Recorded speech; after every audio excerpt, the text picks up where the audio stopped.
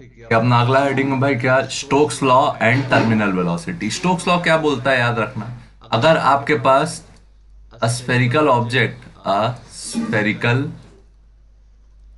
Object moving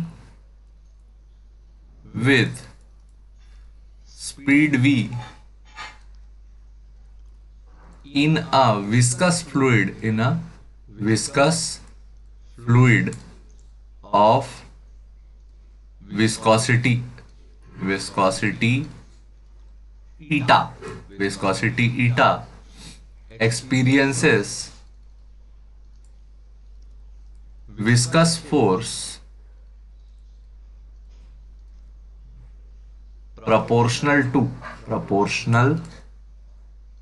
to number 1 radius of object, number 2 viscosity of, नहीं ये viscosity तो constant रहेगा यार, रेडियस ऑफ द ऑब्जेक्ट, दूसरा speed of the object. Viscosity का कोफिशिएंट कांस्टेंट रहेगा। देख जो फोर्स रहेगा वो डायरेक्टली प्रोपोर्शनल रहेगा किसके, रेडियस के। जो फोर्स रहेगा वो डायरेक्टली प्रोपोर्शनल रहेगा ऑब्जेक्ट की स्पीड के। ये हम सब के साथ हुआ है, अपन बाइक चलाते हैं, हम सब का मुंह लगभग स्फेरिकल होता है। अब बाइक को अगर तेज चलाओगे तो जितना ज्यादा तेज चलाओगे उतना ज्यादा आपके मुंह में फड़फड़ हवा पड़ेगी। दिस फड़फड़ हवा is known as viscous force because air is also a fluid. Air भी फ्लो करता है तो वो भी एक फ्लूइड है, ठीक। दूसरा, आपका मुंह जितना ज्यादा बड़ा होगा उतना ज्यादा फोर्स लगेगा, मुंह छोटा सा होगा तो हवा साइड से पास हो जाएगी, ठीक। F proportional to R, F proportional to V. इसके कंबाइन कर लेते हैं तो एफ प्रोपोर्शनल टू क्या मिलेगा, आर बी, और सारे कांस्टेंट लगाने के बाद मिलेगा F proportional to 6 pi eta R V. Eta क्या है, कोफिशिएंट, इक्वल रहेगा, अरे चिड्डू इक्वल रहेगा, F equal to 6 pi eta R V. ये जो ईटा है ये क्या है, कोफिशिएंट ऑफ विस्कोसिटी। क्या है, coefficient of viscosity, 6 pi eta R V. V क्या है, speed of the object, R क्या है, radius of the spherical object, eta क्या है, कोफिशिएंट ऑफ विस्कोसिटी, और 6 पाई ईटा आपको पता है, ठीक। विस्कस फोर्स को हम लोग किससे डिनोट करेंगे, एफ वी, ठीक। अब बात करते हैं ये टर्मिनल वेलोसिटी क्या चीज है। तो ये एक एक्सपेरिमेंट है जिससे अपन लोग निकालेंगे। देखना एक्सपेरिमेंट समझते हैं पहले। लेट्स से हमारे पास एक बहुत लॉन्ग सिलेंड्रिकल शेप की ट्यूब है। एक क्या है, लॉन्ग सिलेंड्रिकल शेप की ट्यूब। इस ट्यूब के अंदर एक फ्लूइड भरा हुआ है। क्या भरा हुआ है, फ्लूइड, लिक्विड भरा हुआ है टू बी प्रिसाइज, ठीक। इस लिक्विड का जो कोफिशिएंट ऑफ विस्कोसिटी है, कोफिशिएंट ऑफ विस्कोसिटी, वो क्या है, ईटा। इस लिक्विड की जो डेंसिटी है वो कितनी है, रो, ठीक। लिक्विड भरा हुआ है, आपने ऊपर से क्या किया, एक बॉल को, स्फेरिकल बॉल को नीचे ड्रॉप कर दिया। तो ये स्फेरिकल बॉल कहां आएगी, नीचे आएगी। ग्रेजुअली इसकी जो स्पीड होगी, ग्रेजुअली स्पीड क्या होगी, इंक्रीज होगी।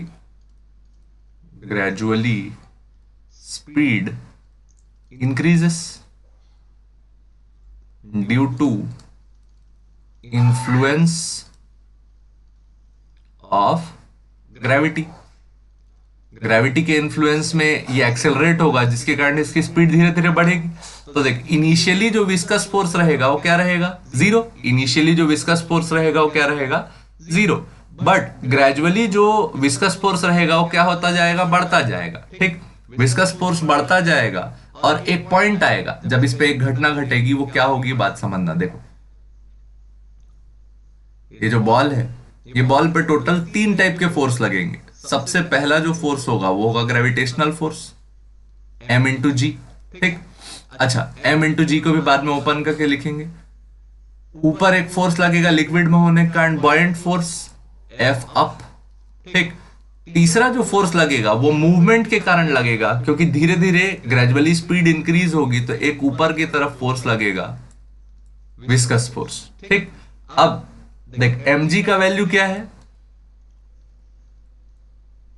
कांस्टेंट। एफ अप का वैल्यू क्या है, कांस्टेंट, लेकिन इसका वैल्यू क्या है, वेरिएबल, ये डिपेंड्स ऑन स्पीड।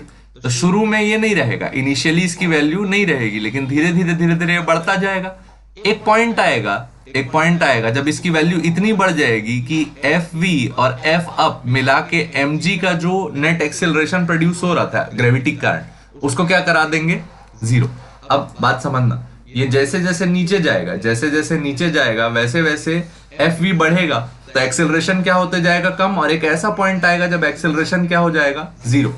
इस पॉइंट पे ये जो ऑब्जेक्ट गिर रहा था, इसकी जो वेलोसिटी है वो क्या हो चुकी होगी, मैक्सिमम। क्या हो चुकी होगी, मैक्सिमम। इस मैक्सिमम वेलोसिटी को ही हम लोग क्या बोलते हैं, टर्मिनल वेलोसिटी। ठीक, इसको लिखेंगे, टर्मिनल वेलोसिटी क्या होगी, फिर निकालेंगे भी।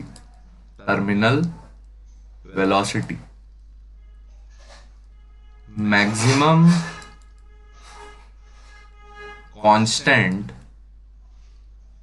velocity of of a object moving through a fluid। किसी फ्लूइड से मूव करते समय किसी ऑब्जेक्ट की मैक्सिमम कांस्टेंट जो वेलोसिटी रहेगी उसको हम लोग क्या बोलेंगे, टर्मिनल वेलोसिटी। बात ध्यान रहेगी, maximum constant velocity of a object moving through a fluid को आप क्या बोलोगे, टर्मिनल वेलोसिटी। ठीक, अब ये टर्मिनल वेलोसिटी का कैलकुलेशन इसी कंसेप्ट के बेसिस पे करेंगे। देख, मैक्सिमम कौन सी वेलोसिटी बोले, कांस्टेंट। कांस्टेंट वेलोसिटी है मतलब एक्सीलरेशन क्या हो चुका है चिंटू, जीरो। एक्सेलरेशन जीरो मतलब एफ नेट भी क्या, जीरो। नेट फोर्स जीरो मतलब ऊपर वाले जितने फोर्स है वो बैलेंस कर दिए किसको, नीचे वाले फोर्स को। तो F viscous plus F up must be equal to M G, या फिर ग्रेविटेशनल फोर्स। इतना लिखेंगे और इसी के थ्रू हम लोग ये टर्मिनल वेलोसिटी का वैल्यू निकालेंगे। कहां से, स्टोक्स लॉ से। विस्कस फोर्स का वैल्यू क्या लिखेंगे भाई, लिखना चालू करते हैं। विस्कस फोर्स का वैल्यू लिखेंगे 6 pi eta R V plus F up का वैल्यू क्या लिखते थे, याद करो, आर्किमिडीज प्रिंसिपल से, volume of solid density of liquid into gravity. Volume of solid density of liquid into gravity. क्यों, क्योंकि अब थ्रस्ट में जैसे ही ऑब्जेक्ट अंदर जाएगा तो कितना वॉल्यूम डिस्प्लेस करेगा, अपने वॉल्यूम के अबाउट। ठीक, जितना सॉलिड का वॉल्यूम रहेगा उतना ही लिक्विड का वॉल्यूम डिस्प्लेस होगा। ठीक, तो volume of solid density of liquid into G. Mass of ये क्या है, सॉलिड, मास ऑफ सॉलिड क्या लिखोगे, volume of solid into density of solid into gravity. Volume of solid density of solid into gravity. अब यहां ना यार इस पर्टिकुलर प्रॉब्लम के लिए कुछ डिनोशंस याद रखना। डेंसिटी ऑफ सॉलिड को हम लोग डिनोट करते हैं सिग्मा से, और डेंसिटी ऑफ लिक्विड को हम लोग डिनोट करेंगे किससे, रो से।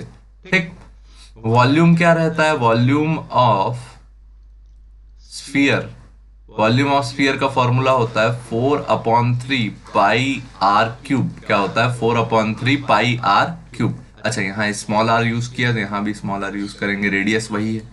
आर क्या है, radius of the sphere, 4/3 pi R cube. ठीक, अब ये सारी वैल्यूज को पुट कराएंगे और किसके लिए सॉल्व करेंगे, वी के लिए। V, what is V, V is known as terminal velocity.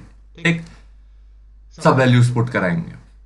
पहले वी के लिए सॉल्व कर रहे हैं तो बाकी टर्म्स को इधर भेज देते हैं। ठीक है, तो कैलकुलेशन इजी पड़ जाएगा। ठीक है, इसको इधर भेज देते हैं। तो क्या लिखे, 6 pi eta R V is equal to volume of solid density of solid into gravity minus volume of solid density of liquid into क्या, gravity. Volume of solid into gravity को क्या कर दिए, कांस्टेंट। अंदर क्या बचा, density of solid minus density of liquid. अच्छा, symbol अब चेंज कर देते हैं। डेंसिटी ऑफ सॉलिड के लिए क्या लिखेंगे भाई, सिग्मा। डेंसिटी ऑफ लिक्विड के लिए क्या लिखेंगे, रो। और यहां क्या बचा, 6 पाई ईटा आर वी। अभी एक स्टेप और लिख लेते हैं इधर ही, 6 pi eta R we.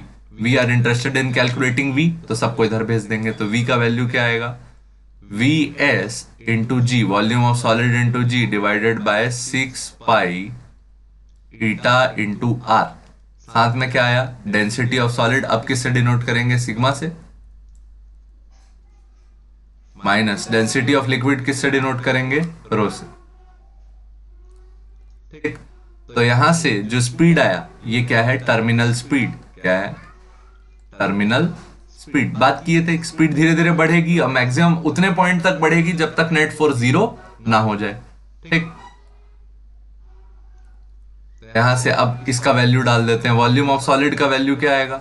Speed is equal to 4/3 pi R cube into G sigma minus rho upon क्या लिखे? 6 पाई ईटा इंटू आर। ये आर से एक आर कैंसिल हो गया, आर स्क्वायर हो गया, पाई से पाई कैंसिल हो गया। 2 के टेबल में 2 2 जा 4 और 2 3 जा 6। तो v का वैल्यू क्या आया? देख क्या क्या बचा, ऊपर 2 बचा, नीचे 3 3 जा क्या हो जाएगा? 9 आर स्क्वायर साथ में g bye eta sigma minus रो। तो ऐसे याद रखना, टर्मिनल वेलोसिटी का जो फॉर्मूला है वो क्या है? हिंदी में याद रखोगे ना, बड़ा अच्छे से याद होता है, संगीत नुमा साउंड करता है। v equal to 2/9 R square G by eta sigma minus rho. अब देखो हिंदी में बोल के बताते हैं, हिंदी में बड़ा मजेदार साउंड करेगा। 2/9 आर स्क्वायर जी बटा ईटा सिग्मा माइनस रो। ठीक, क्या याद करें? 2/9 आर स्क्वायर जी बटा ईटा सिग्मा माइनस रो। ये फॉर्मूला जो है वो किसके लिए है? टर्मिनल वेलोसिटी के लिए। Terminal velocity of spherical object moving through a fluid। ठीक, ये तो हो गई बात टर्मिनल वेलोसिटी की। एक ना इसमें और काम रहता है, plot of graph between viscous force and velocity. ठीक, तो जब अपन विस्कस फोर्स और वेलोसिटी का ग्राफ बनाते हैं तो ये हो गया विस्कस फोर्स और ये हो गई वेलोसिटी। तो जैसे जैसे वेलोसिटी बढ़ेगी वैसे वैसे साथ में विस्कस फोर्स भी बढ़ेगा। ठीक, एक पॉइंट आएगा जिसमें फोर्स और विस्कस वेलोसिटी भी कांस्टेंट हो जाएगी और विस्कस फोर्स भी क्या हो जाएगा? कांस्टेंट। ठीक, तो ये पॉइंट पे ये ग्राफ यहीं पे स्टेबलाइज हो जाएगा। ठीक है, ना वेलोसिटी बढ़ेगी ना विस्कस फोर्स बढ़ेगा। जो वेलोसिटी बढ़नी बंद हो गई इसको हम लोग क्या बोलेंगे? Terminal velocity. इससे ज्यादा वेलोसिटी नहीं बढ़ने वाली। और जहां तक फोर्स बढ़ा इसको हम लोग क्या बोलेंगे? Max viscous force on sphere. ठीक, क्या क्या कॉन्सेप्ट पढ़े भाई? सबसे पहले पढ़े स्टोक्स लॉ। ठीक, स्टोक्स लॉ क्या बोलता है? एक स्फेरिकल ऑब्जेक्ट पे कितना फोर्स लगता है? F equal to 6 pi eta R V, अगर उसकी स्पीड क्या हो v और रेडियस क्या हो r। फिर बात की टर्मिनल वेलोसिटी की। टर्मिनल वेलोसिटी क्या होती है? Maximum constant speed with which the object is moving. इसको निकालने के लिए कांस्टेंट स्पीड बोला मतलब एक्सेलरेशन क्या हो गया? 0, नेट फोर्स 0। फोर्स कौन कौन से लग रहे थे? mg, F अप और विस्कस। 2 फोर्स ऊपर थे, 1 फोर्स नीचे थे, दोनों ऊपर वालों ने बैलेंस किया किसको? नीचे वाले फोर्स को। विस्कस फोर्स का फॉर्मूला स्टोक्स लॉ से उठा के लिखे 6 pi eta R V. F of Archimedes principle से लिखे volume of solid density of liquid gravity. Mass of solid क्या होता? Volume of solid into density of solid into gravity. Symbol change किए, density of solid को किससे denote करेंगे? Sigma. Density of liquid को किससे डिनोट करेंगे? रो। वॉल्यूम ऑफ स्फीयर क्या लिखते थे? 4/3 पाई आर क्यूब। एक जैसे टर्म्स को एक साइड कर लिए, volume of solid density of solid gravity minus volume of solid density of liquid gravity. अपन किस में इंटरेस्टेड थे? Calculation of terminal velocity. तो v को छोड़ के बाकी सारे टर्म्स को कहां ट्रांसफर कर दिए? नीचे। तो 6 पाई ईटा आर, ऊपर क्या बचा? Volume of solid into gravity. ऊपर क्या आया? Sigma minus row. Volume of solid का फॉर्मूला क्या बोले थे? 4/3 पाई आर क्यूब। इसको जैसे ही पुट कराओगे तो सब कैंसल आउट होके आंसर आएगा v is equal to 2/9 R square G बटा ईटा सिग्मा माइनस रो। ठीक, एक ग्राफ प्लॉट किया किसके बीच, टर्मिनल वेलोसिटी और विस्कस फोर्स के बीच। जब तक वेलोसिटी बढ़ेगी तब तक फोर्स भी बढ़ेगा, जैसे ही वेलोसिटी कांस्टेंट हो गई फोर्स भी क्या हो गया, कांस्टेंट। ठीक, थैंक यू। आगे इससे क्वेश्चन लिंक्ड रहेंगे।